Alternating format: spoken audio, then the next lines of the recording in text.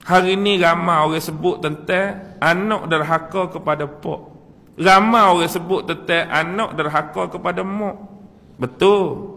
Tapi juga ramai mak pok derhaka pada anak. Mak pok derhaka pada anak lama dah. Tapi orang tak bakit, orang tak sebut. Anak tinggi suara depan mak pok, jangan derhaka. Anak sepak mak, jangan derhaka. Anak katak pok, jangan derhaka.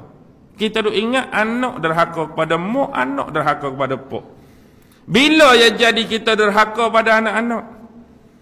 Ya mana anak-anak lahir ni sepatut mendapat pendidikan Islam yang sempurna, kita buat tak cara. Ya mana anak tina dan anak jantan patut kita ajar dia semaya ajak kecil, kita tak cara. Ya mana anak-anak diajar tutup aurat, cara pergaulan dengan orang tu dengan orang ni, kita tak cara. Yang mana bila anak kita tubik malam, kadang-kadang balik subuh, pergi situ tak tahu mana tubik, kita tak cara. Tu hak anak terhadap bapak dia. Hak anak terhadap mak dia bila kita abah, sebenarnya kita telah melakukan penderhakaan pada anak-anak kita. Berapa ramai dah kita derhaka ke anak ini?